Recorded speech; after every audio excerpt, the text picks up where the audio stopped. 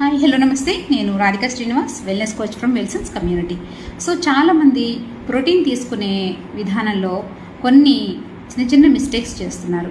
ముఖ్యంగా 1 kg body వెయిట్కి 1 gram protein intake అనేది ప్రతి ఒక్కళ్ళు తీసుకోవాలి. ఇది నేను చెప్పేది కాదు, WHO నామ్స్ ప్రకారం మనం తీసుకుంటున్నాం. అయితే ముఖ్యంగా ఈ ప్రోటీన్ తీసుకునేటప్పుడు వెజిటేరియన్స్కి చాలా రకాలైనటువంటి ప్రాబ్లమ్స్ వస్తూ ఉంటాయి. బికాజ్ వాళ్ళకి సోర్సెస్ అనేవి చాలా లిమిటెడ్గా ఉంటాయి. హై ప్రోటీన్స్ వచ్చేవి. నాన్ వెజిటేరియన్స్కి అయితే సో మెనీ సోర్సెస్ ఉంటాయి.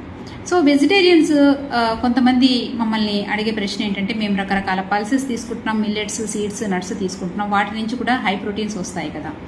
సో ఫర్ ఎగ్జాంపుల్ కందిపప్పు తీసుకున్నారనుకోండి, ఒక 1/2 kg కందిపప్పు తీసుకుంటే అందులో మీకు ఒక 25 to 30 grams ఆఫ్ ప్రోటీన్ వస్తుంది.